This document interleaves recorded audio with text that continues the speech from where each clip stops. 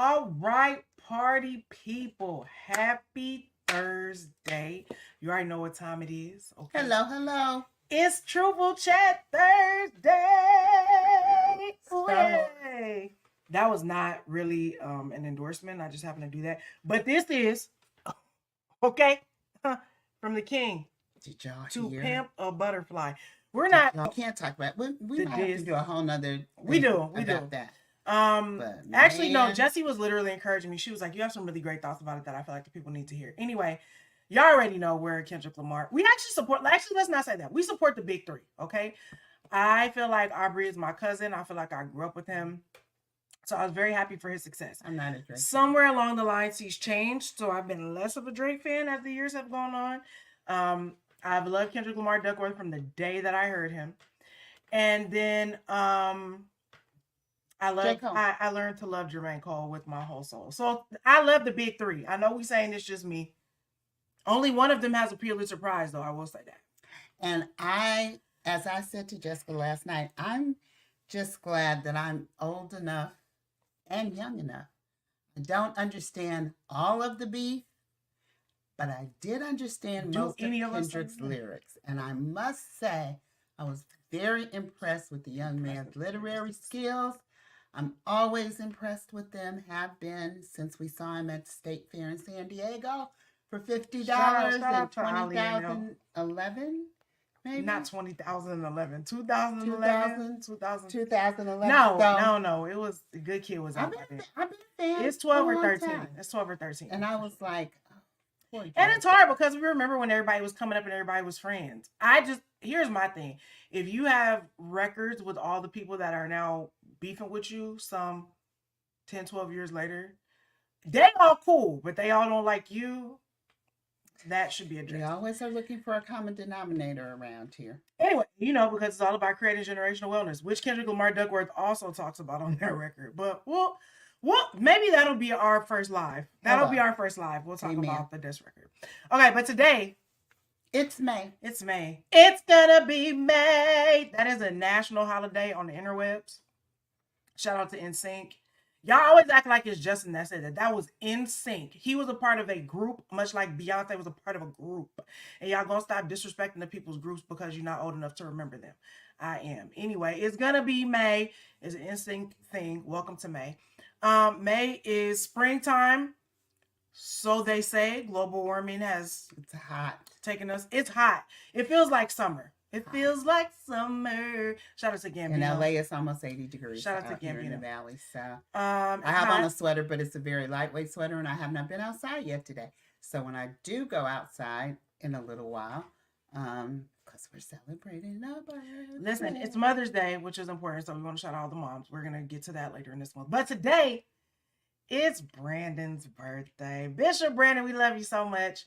Happy birthday. We cannot wait to celebrate you this evening. Turn up responsibly. That's my thing. I'm going to turn up. I'm not going to go all the way up. Is that what... Are you trying to make that a thing for the elders? For the elders. I'm going to turn up, not up. Wow. We definitely need that as a shirt. If we see it out in the street, we're fighting you. Anyway, we're talking about... Saying all that to say, we've had a great run. Thank you if you came and visited with us last month. With our therapists. It was a great time. We got a lot of great feedback, so thank you all so much. And we hope you learned a lot, and we took away some of the stigma and some of the fear of seeing a therapist. What we did last month with those therapists is what you do when you go to therapy. It's just a conversation. We just came with you to the first few sessions. Absolutely. So find you your own. Get you your own. Get you your own man and get you your own therapist. Amen. This isn't the weekend. Shout out to SZA. Not in a Drake feud manner. Just shout out to SZA, okay? Shout out to Top, PG Lane, OVO, Dreamville. We're all here for each other. That's all I want to say. Anyway. Shout out to J. Cole for getting out. Shout out to Jermaine. I knew that wasn't sitting right with Jermaine Cole's spirit. I just did. I said, if that beef was the 405, J. Cole got off at Sepulveda before they got and avoided a major crash. Yes. Shout out to all the people that made all the videos talking about Jermaine.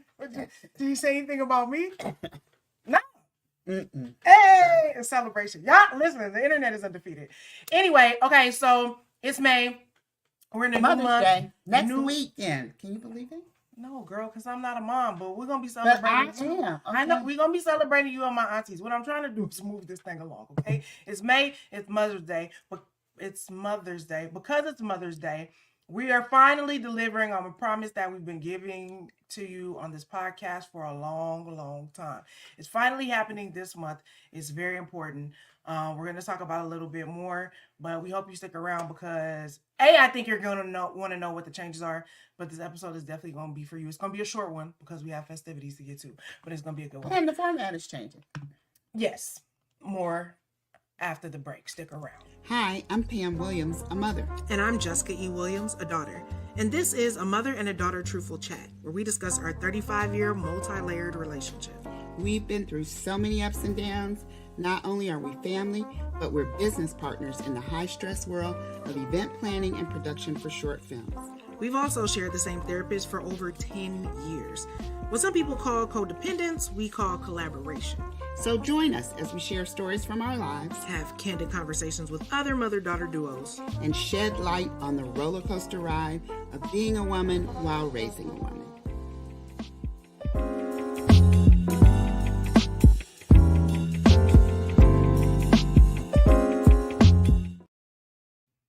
All right, y'all, welcome back. Okay, we're babysitting my nephew, so just my dog nephew. I don't know if you can see him, but if you see a puppy running around, that's Oliver. Or a puppy leaping up. Or a puppy leaping up, that's Oliver. We love animals here on the show. Anyway, if you're just now joining us, welcome to Truthful Chats. Cups up, you did it again. The hook is on the that's why I say that means you need to side. hold it there, do there, and clink like this. There we go. It's not on the wrong side. You're being disrespectful to the left-handed community. Anyway, welcome to Truthful Chats. I can see it when I'm drinking it, which is important. Correct. Mm-hmm. Keep support Black theater in your mind. What you got in your cup? What kind of mug you got? What you drinking? Let us know. I'm a little dehydrated today. I'm dehydrated. Yeah, this Pepsi is working for me. I'm drinking tonic water and it's brilliant. I needed a little kick. I'm telling you, we going somewhere. Anywho, if you're just now joining us, Truthful Chats is our weekly podcast series under our banner, Create Generational Wellness, which is all about us getting well, not just individually, but us as our individual families, our collective cultural family, etc., etc., etc. So, usually every month we have a theme, and every Truthful Chat is about unpacking that theme just a little bit. If you don't know what Create Generational Wellness means, you should not, because it's our term. So if you hear someone else using it in the streets and they don't immediately associate it with Pam and Jess or the dynamic mother and daughter duo or Truthful Chats, whoop that shit. Respectfully. But I just always want to point that out. And let us know. And let us know. It's copyright infringement. Anyway, that's what we do here. That's what we are going to attempt to do today. Like I said, in a quicker fashion than we've been doing because we have things. We have a celebration to prepare for. Because we're changing the format. And we have a celebration to prepare for, and we are changing the format. So it's Mother's Day month, as Pam alluded to. And if you've watched our intro for the first time today or for any measure of time, you know that we've been teasing that we're going to be doing, or talking to, I should say, other dynamic mother-daughter duos. So we're starting that this month, okay? Everything you see, this format you've become accustomed to. I mean, we're not changing the intro or nothing, but this room will be different when we do interviews. The format is changing. So as far as we know, we keep in words of the month. This month will be, it's actually several words. But we're just talking, it's really generational. Generational gaps is what we're talking about, really, for the month. Because why? We have been doing research. Because we have been doing research in our attempt to be responsible, bring the people what they need and what they want. People with this platform. And what's important. About mothers and daughters, why there are conflicts in our relationships, why we what kind of issues, struggling sometimes, And some of these are not mother-daughter specific. I just think that they take on a different life um, in the mother-daughter In the relationship mother-daughter relationship, yeah. specifically. So Because it is a challenge to be a woman while raising raising a woman, which we talk about. which I don't know about, okay? She's a woman raising me. I help in raising other people's children, but no one has come out of this uterus. So, womanhood can be passed down, but it ain't got to be a biological. So we are delivering on that promise this month. There are really 10 things that once we were doing our research, 10 big overarching 10 big overarching with ideas, little sublet arteries or whatever, that come into the dynamics of the mother-daughter relationship, being a woman raising a woman. And so we're going to explore those things little by little. So we'll get a little bit more into how the format is changing. You will get to see us at the top of the month, okay, which will be great. This is this is the top of the month. This is the first Thursday of We're actually doing the formatting now. We're explaining it to you so you don't freak out, okay? So the intro episode for the month, which is what you're watching now, will happen. And then next week we will actually do an interview with the mother-daughter duo. Mm-hmm. And then the next thing, we will come back, we will do a debrief based on the episode. We're gonna do live Q&A. We're gonna do our best to make this happen. I don't know that we need you. We need you for live Q&A. I don't know if we're gonna be bringing you to the studio per se, but if you send in your questions or if you write your questions in your chat, we'll get to them. Okay, that will be the third installment for the month. And then on the fourth joint, we'll wrap up with just any loose ends. It'll just be us. We'll talk through some things if you have any additional questions. And then if it's a fifth Thursday, we'll make something up. But that is to say, now that we've said that, that's to say probably the first episode in the month and the fourth episode in the month will kind of be a little bit shorter. And the 2 episodes in the middle of the month will probably be a little bit longer. We don't want to monopolize your time, but we want to use it wisely. So that's just letting you know what's going on. Okay, so let's get into it. These generational gaps. That's the first one we're talking about. Like I said, there's 10 things. We're not gonna get into all of them today, but the first one is generational gaps, and we will be talking about that for the remainder of the month. From this episode to the very last episode of May, we are only talking about generational gap issues between mothers and daughters. Huh? Okay. That's being said. Do you want to do this part or you want to do this part? I would love to do this part because, well, I don't know. I might want to do more of the historical, but I'll start here. We'll start. The impact on relationships as a result of generational gaps can be kind of big. And it can cause tension and it can cause misunderstandings. And everybody's got a different perspective, different way of looking at things. Facts. And so if you have not learned how to navigate through those conversations and communications that we've been talking to you about for the last 60-something episodes. This is episode 70, by the way. We were going somewhere. We wanted you to get the skills ready and in your shondo so that it would be easy when we start getting to the hard stuff. You would already know how to navigate between these challenging and difficult conversations, right? I mean, yeah, more or less. We've given you tools that as we now start to have real candid conversations with mothers and daughters who might bring up some things that you and your mother have struggled through or are currently going through, or you're a new mom, or you in a hard place with your child, or you in a hard place with your mama. Yep.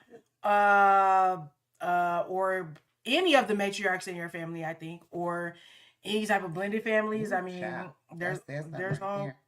Because them auntie matriarchs, they be the ones. We didn't even think about that. The auntie matriarchs, that's a whole nother open show. Sometimes they be the mamas if your mama not there.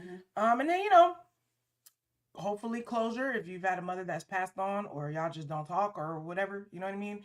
So anyway, saying all that to say, if you are triggered, throughout the next couple months as we discuss these things, or some things hit a little closer to home than others. Just know we've given you tools and resources. And you Go, can always go back in the send us a archives. text. If you like, what was that thing about that Yeah. one? Just go through the words and for From last last year, year, and you'll find and help. you'll find what you need. The Lord will provide a ram in the bush for you in somewhere the gap. in there. Older generations like mine may tend to, comprehend the complexities of daily life in a different way than younger people will. We struggled in different ways coming up. There were things that were important to us as a result of our parents being older that were passed And down of a different to us, generation. and of a different generation at all, that some of them we agreed should come forward with us, but some of them we were like, do we really need that? Is that really helpful going forward? And then we had all, as we always talk about, if you are Black in America, not only do you have the normal problems, regular generational gaps, now you have the historical and societal context of what it means to be Black in America and struggle with those things. So, we're always going to talk about that a little bit, probably a lot. We're going to talk about what it means to have a generational gap, and then what it means to have a generational gap if you are Black and you have lived through the slaveries, the Jim Crows, the segregations, the civil rights, the things, because all of that impacts who you are as a person, and then consequently how you parent going forward. And I think we have, if I'm speaking from, I'm an old millennial. So proud. I'm an 87 baby. Woo woo. And so I think for us, in terms of generational gaps, right, it's like our parents just don't understand us. Will Smith told us that. Shout out to Willard Carroll Smith for just being a legend. Yeah, I mean, we've come up in a different era in terms of like our cultural norms. Coming out of like, if you're an 80s baby, we had all that Black Panther stuff behind us. We had the crack epidemic. We're all Reaganomics babies. We grew up on hip hop, which is very, rebellious. I can remember we had many a discussion about what could and could not have been listened to at particular times of my life. I think I did pretty good. I mean, some of the things. And you taught me. But listen, I wasn't listening to Uncle Luke. There are levels. She don't even know. There's levels to this, okay? I was listening to Kaya on regular repeat. So, there are levels. Anyway, and then I think we've had more technological advances, right? Millennials have literally ushered in whole new career paths because of our relationship to technology, that like we have to help our parents, but we also have to help ourselves, because sometimes I'll be like, I don't know what that is. And then when you get into Gen Z and Gen Alpha, if they're not the same, are they the same? I don't know which one of y'all is first. Y'all on some other stuff. You didn't already always had the screens and the things and whatnot. So I think when it comes to technology, cultural and societal norms, sex and sexuality, right? Like we've had a lot of revolutions when it comes to how to be Black. What are the things around Blackness, corporate America versus being entrepreneurs? Like, do we work within a system? Do we work outside of the system? Those are all things that have been like long-standing generational discussions. But I think we've all this generation it's a lot of shifting sands, and we've had economic crises, medical crises, like we have pandemic, whole global humanitarian issues going on with the. Everybody can say how they feel about it right now.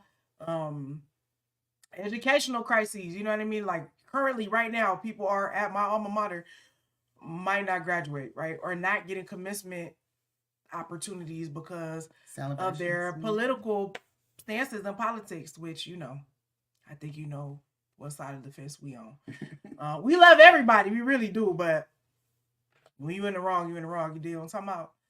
Anyway, so yeah, there's a lot of things to unpack, and like I said, this is why we're taking it in bite-sized chunks throughout the month, because it could go a lot of different directions, and it's a lot of different ground to cover. So,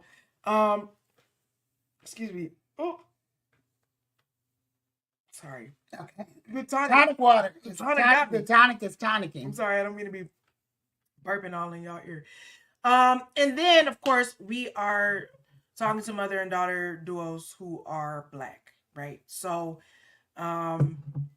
with all the things we've said, right, there are just certain things that come with the down to the territory of being a Black woman.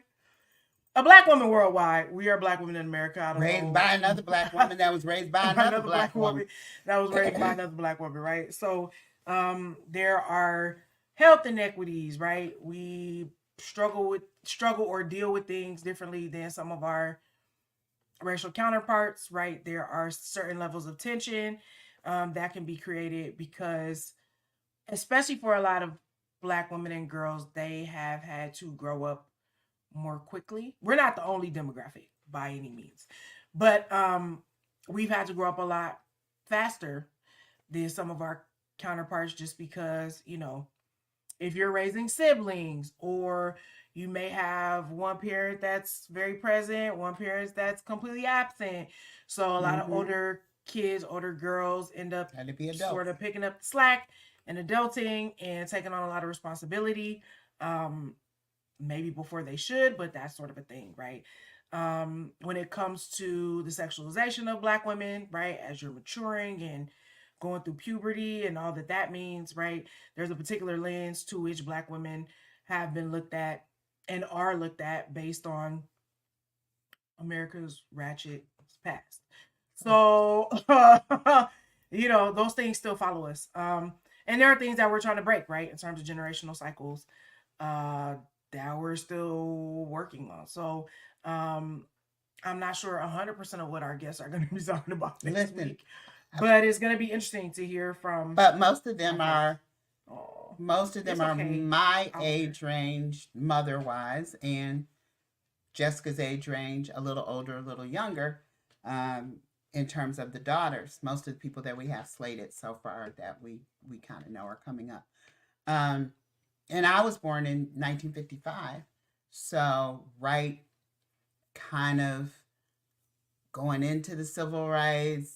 Segregation's supposed to be ending, maybe, but not what really. What does that even mean? And so there was a lot of, shift, a lot of change, a lot of economic hardship. It was still the migration. It was still, the racism of what America? Jobs you still couldn't get. Facts. So that meant that affected your economic abilities. And so then, we started coming up with that thing that we have of a strong Black woman who is resilient and who figures it out, and we get it done. And we're, as I like to call it, racially aware. And we try and make our children be racially aware without being racist, which is a thin line between love and hate that we have to walk. But it is a challenge that we have been of living in America. And out of that, I think there's some things, like, as you were talking, I'm like thinking, like, like our generation, black women are just the most educated group of individuals.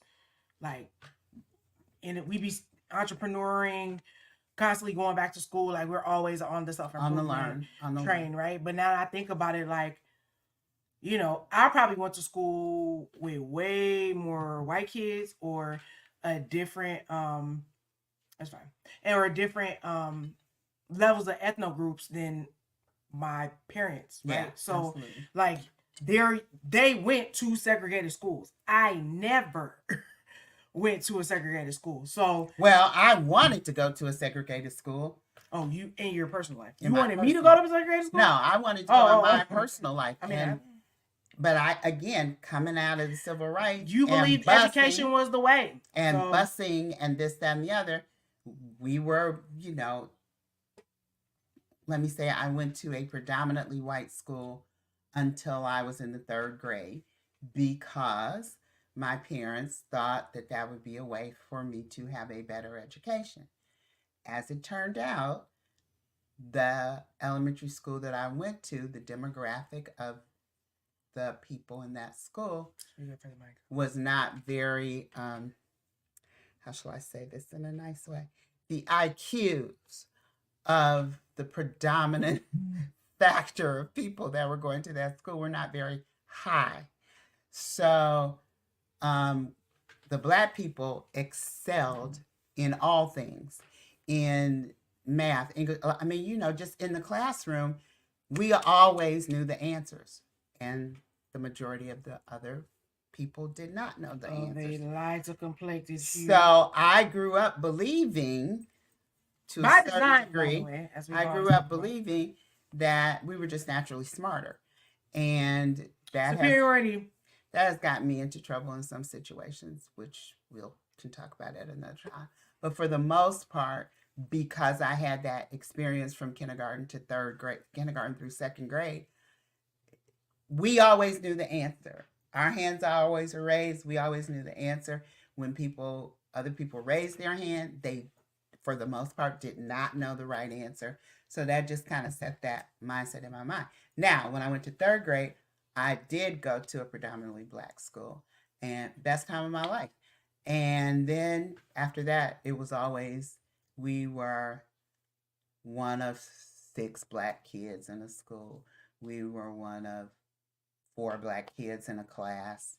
And that continued all the way until I graduated. You know, that was high school, junior high school, and college. So there's a lot to be said for segregation on the positive side too. And again, we're talking about a generational gap. We're talking about some mothers who only went to segregated schools dealing with their children who are going to integrated schools and maybe not understanding that struggle, because you can't imagine what it's like to be the only Black kid in the class and you raise your hand and you never get called on. So again, for an older mom, understanding that may provide some challenges and some tension and some struggles. Fortunately for us, because I went through it, game recognized game. So whenever she was in a classroom and I even remotely thought that's what was going on, people blow up the school. People had to have a conversation with me. Let's put it. And then, you know, on the educational front, right? It's like people have multicultural dynamic relationships with their friends. You know what I mean? It's like Pammy grew up in a time when white kids didn't come to your house. I can't say that I had a lot of white kids that came to my house growing up, but if I had come home with a bunch of white friends, that's a lie. I have white friends that lived in an apartment building that we used to live in, that we lived in the same apartment building and went to the same schools. They would come over, but we already lived in the same complex. Now, had we not, I don't know if that would have happened. So, drink something, Jessica. That's what you tell me all the time when I'm choking. I was actually choking, but I was trying to think if I had anything left in here, and I do. Thank you, Mother. You're welcome. You see how I was nice about it? You're welcome. Not rude. You're welcome. Anyway, so even when we talk about friendships, relationship dynamics, right? That's very different. When you get into dating, I don't know nothing about this, but you know, some of y'all, when prom comes around, you don't know no Black people to send your child to school to the prom with. Or if you do find somebody Black, they don't really know each other like that. They don't go to school together. You supplanted, cultivate. You found migrated this girl, this guy from another church or the family function or something that had them. So, you know, living in areas that are predominantly not your own culture, right? We done been to all kind of proms with Armenian dates and Creole girls and this and third, or white girls or whatever, you know what I mean? And their parents be like, I wish there was somebody Black that they could go with, but they haven't grown up or been cultivated around Black people, right? So, very different time. Even when you're, you know, and not outside of, you know, the realm of dating, it's like, even with just the basic insecurities of adolescence, right? Puberty, your body changing, your voice changing, your hair changing. Now you got to add on the components of it's already strange, but now there's also a racial component, right? And whatever that means in terms of Are you, the one black friend? Are you dark skinned? Are you light skinned? What does that mean in the context of colorism with you and the one other black kid? Like, it's just a lot of other factors and demographics that I feel like millennials down have had to deal with, that depending on how old your parents are. Because some of y'all was having kids very early in life. No tea, no shade. I'm just saying that there may be like a really big gap in that of them not understanding which what's happening. Not reversing back, that's redundant. Reversing a little Rewind. Orderly. Talking about older black people, this is why our organizations and things were so important to us as well. The 100 Black Men and Women, the Divine Nine, yes, the Top Ladies, the debutante. I was a debutante. She never let me do none of that. And could tell you, I because she I wish I had. But I don't feel like I missed anything. I think there's definitely some things about like womanhood in a like general sense. I don't know that. But again, weighing that thing, the thing that I was made to do in my generation, because it was considered respectability politics, the things, all that at the time I thought, this is some BS. I'm not going to make my kid do this. But where is that? And I guess what we're trying to figure out is, where is that meeting place where you don't throw the baby out with the bathwater? Correct. You bring some of what was good and what was traditional and what preserved our quote unquote, our image, our self-identity, our self-worth, all those things. Did those things help contribute to that? Other thing I think about, and we'll talk about a little bit probably over the month, is Black women who should have been CEOs of companies and were brilliant and did not get the opportunity because of the conditions in America. So you had, brilliant school teachers who could have been running. When we say conditions in America, because, there's a war on education, we talking about when you literally could not go beyond a certain level because of the color of your skin. It wasn't like you wasn't qualified. We also hidden figures. Right. You had we talking about hidden figure levels where like you actually got them to space. Like if you wasn't there, they wouldn't even be there. But they was like, you can't use the same bathroom as us type stuff. You know what I mean? Or you did make these incredible strides and contributions, but we not gonna tell nobody you did that. Yeah. You know what I mean? Yeah. We gonna make ourselves look good. So we talking about literally when there were, and this is also for younger audiences that can't comprehend the fact that like, that's cool, you got a bunch of white friends, but there was a time you could not have no white friends. Do you know what I mean? Or it was against the law for you to have a white friend. Or you could have a white friend, but I don't know that you going to their house over the weekend. No, you are not going to their house. You don't know if. Y'all not sleeping. You're not going across the track. You're not going across the track. You're not going on that side of town. I'm just saying for the people that don't know. I just see what I'm saying. So can you imagine if you are like, and this, again, this is generational. It's like, I don't have kids, but if I had a 7-year-old right now, some of what my mother would be saying, she would be like, what is wrong with her? Like, she crazy. I don't know what she's talking about. Right? Because they can't fathom a time that was a thing. And so I think those are some of the gaps we're talking about in terms of what other generations were striving for and doing. Some of us reap the rewards of that, right? And so we don't really always, I feel like, necessarily always give credit where credit's due, right? And sometimes we dismiss what they talking about because it just sounds so old-fashioned or so out the loop, or y'all don't know what's going on or whatever, but they literally grew up in a different time.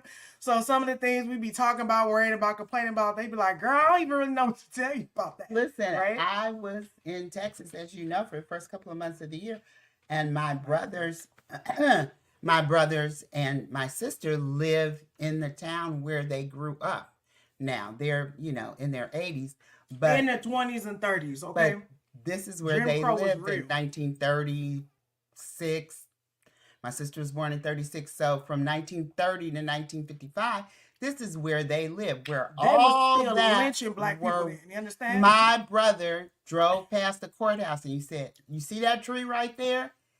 They used to lynch on that tree. Daddy used to tell us, do not go across the street onto this side of town. Do not pass on the railroad tracks by this time. Don't cross over on that side of First Street. Y'all have to stay on this side of First Street. Like all of that is still real for him as he drives downtown in his lovely car and lives in a 4-bedroom home and whatever. Now, I will tell you, he has not forgotten because every room in his house, We shouldn't probably be putting his stuff on Front Street. He's just well protected in case he's well something go down. You protected dig what I'm in talking about? case, As I said, stop snitching. yeah, in case What I will say is, events would occur. this is why culture wars are sort of stupid in terms of like that happened so long ago. This whole post No. racial America bullshit that they be trying to sell y'all, and some not just white people, some people of color, some immigrants of color, y'all be trying to believe it too, and this why we all look at y'all like I don't really know what you're talking about, homie, because there are literally people who have lived long enough to have had both realities happen over the span of their lifetime, where they remember when things were not open, not equal, not nothing. Okay. My sister used to always say, I'm going to drink out that white water fountain. I want to see if their water tastes different from ours. That's my sister that that we talking about. That I was okay taking care at of. the top of the year. Okay. Yeah. Not nothing to now we got all this. We could go to the schools and Go hang to out with brunch. everybody and go to brunch and everything is all kumbaya and this, that, and the third. Like they lived through the Kennedy assassination. Like they lived through all this stuff. So I just want to be Birdman. Put some respect on some people's names if they not 100% on board with all the new, okay? Because they remember when it was the old, and the way things are going, It's on its way it's back to the old, okay? So we might my need to gosh. be taking notes about how if it go back to the old, what we got to do. Now, like I said, I'm from the generation where like it ain't gonna be no old, it ain't gonna be nothing. As far as we're concerned, you can around and Catch these find out, okay, if you want to.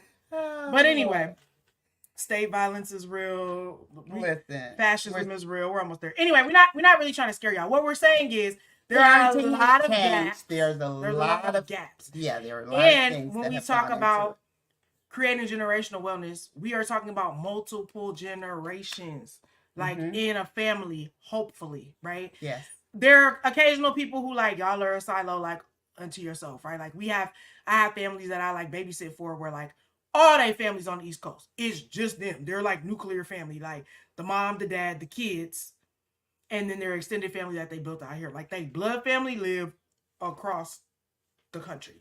So that's a rare occurrence. Like some people that's your reality. But not California.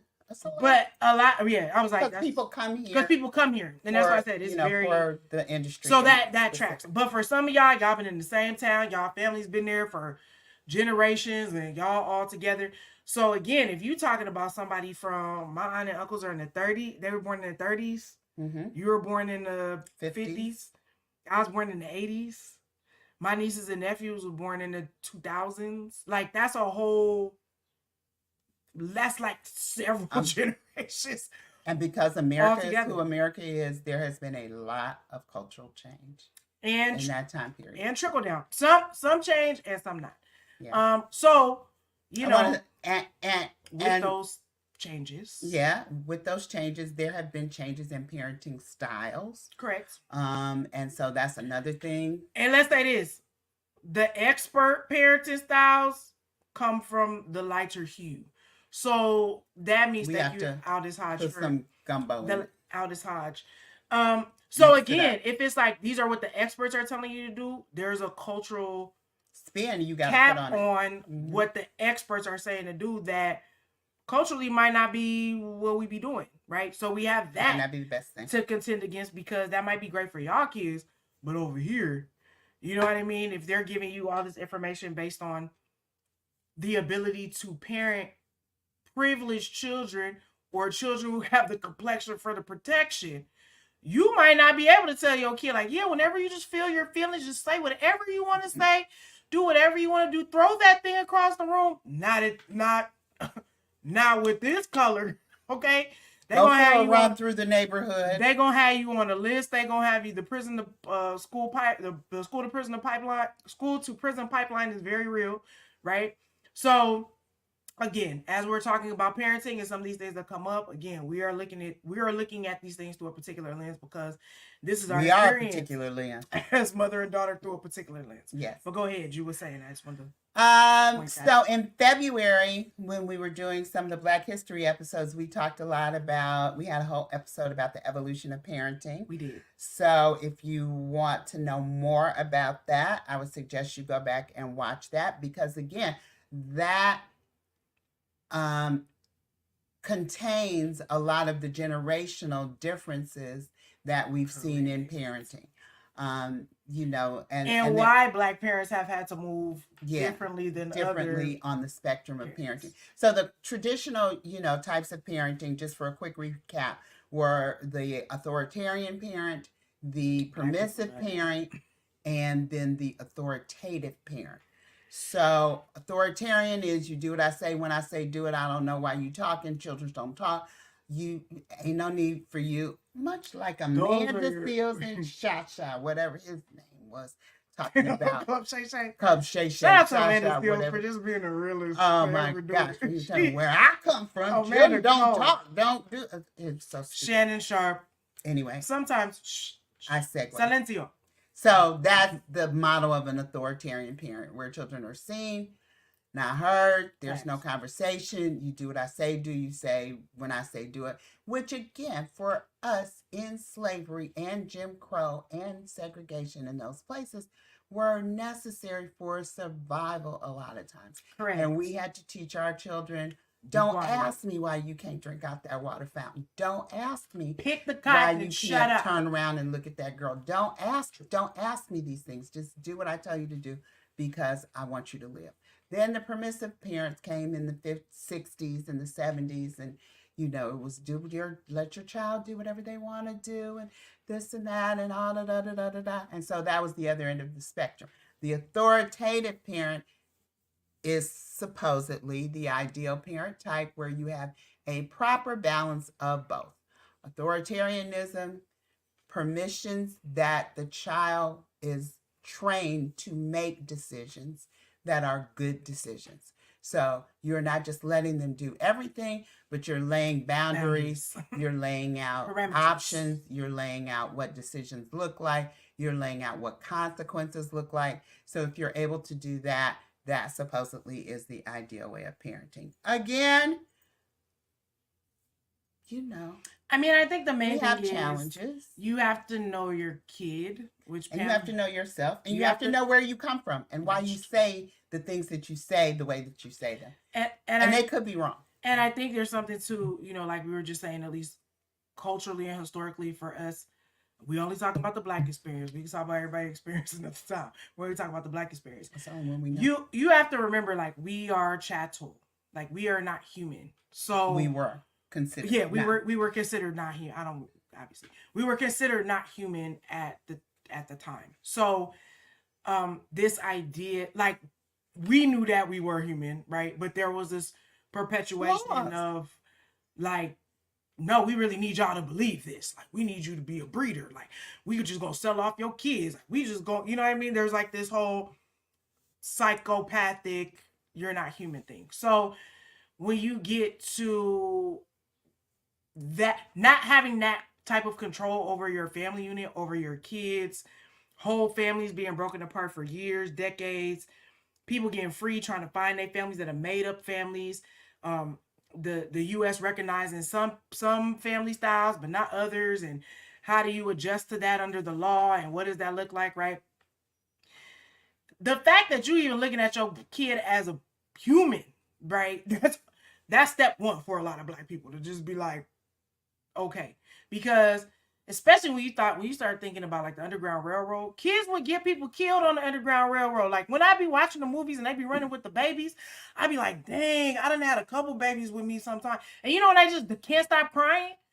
You could die on the road with that. Do you know what I'm saying? I don't think we be thinking about it. You know how when you read Bible stories, you just kind of gloss over it? That's how I feel sometimes with history, right? Which is why sometimes mothers would kill their babies. I hate to say it, but real talk. Or like I don't want you to grow up in slavery, and I'm trying to get out. So, or in Jim Crow, it's like you got a bunch of mouths to feed, right? Like, and it's like, where can you get a job? Can't Can you get a job? Can't you get a job?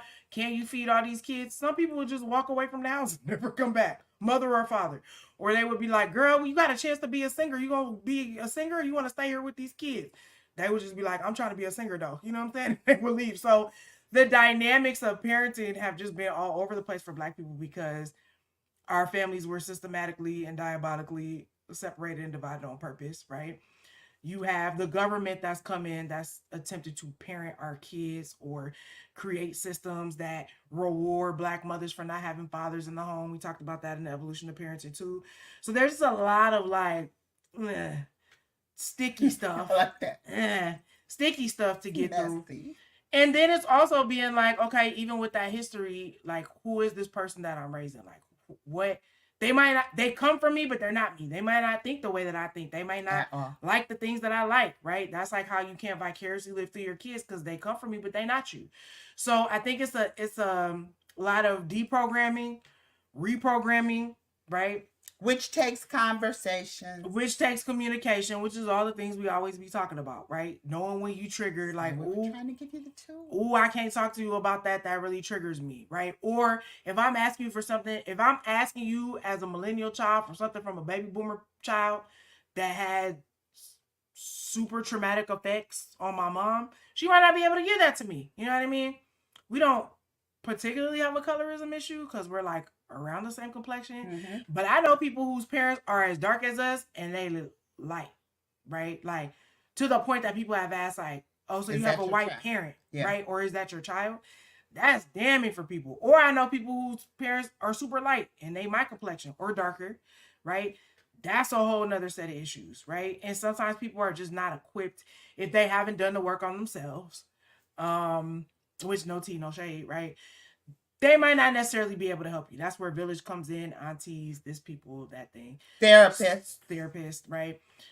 So a lot of people we're going to be talking to are people from our village, right? These are not just random people we found. These are people that we have long-standing relationship with. They're family by choice, not family by blood. So these are the people that I'm like, yo, Pam don't even know what I'm talking about, right? Or we just been in a static place and we can't talk. But my auntie will be like, are you okay? Like, I'm just checking on you, right? Like, I've had those moments too. Or me and Pam got friction. She don't understand what I'm talking about. I might have already explained it to my aunt, so now she can explain it to my mom in a way that she'll come back and be like, dang, I didn't even hear what you were saying, right? Or to Tremaine. We've had that happen too. So I think essentially what we're trying to say is it's all relative, right? There are some systemic historical factors that affect the mother-daughter relationship, the parenting relationship, how you matriculate through womanhood, particularly as a Black woman, and who are the women that come beside you to help in that process when sometimes the dynamic mother-daughter duo ain't so dynamic. They just mid or meh. Or missing. I hate it. Or deceased or estranged. So there are incarcerated or all the things. Anything, pick a feature. You know what I'm saying? We always be saying like be life in. So a lot of the conversations we're trying to have are to explore what those gaps look like in other relationships that are not ours, right? To see where we identify, where things are very different. Where you might identify. Where people have found sticking points. They could still be sticky. We was talking the other day when we were doing the plan, and she was like, I hope people don't come on here and start beefing with each other. I said, girl, that's part of the process too. They might not have worked through that thing. And people need to know that sometimes you're not at that part of the movie. You in the montage where everything is messy. You know what I'm saying? So that's part of it too. Some things they may have gone through, and some things they might still be working through. So we ask that you give them some grace. Like you be giving us grace on the times where we be out here snapping at each other, laughing or whatever. It's all in love. You know what I'm saying? It's real. And so all of that is a part of being generationally well, I think, and wanting to working toward it. Working towards it. And again, these are the conversations that need to be had. But it's easier to have the conversations once you've done the groundwork that we've been laying out for the last year and some change, so that as we're having these conversations, maybe once you watch one of these interviews, you'd be like, dang, we never got through that. I might need to go revisit that. You have tools at your disposal to be like, let me work on me before I go over here and talk to them. Or you like, hey, I would really like to talk about this. Here's a podcast episode where they was talking about it. I just want you to get primed and prepped. And then I'll come back. If you want to come on the Q&A, you like, hey, Pam and Jess, can you help us ride through this? We might not be able to, but we got hitters and writers. We just gave you what, 4 or 5 therapists.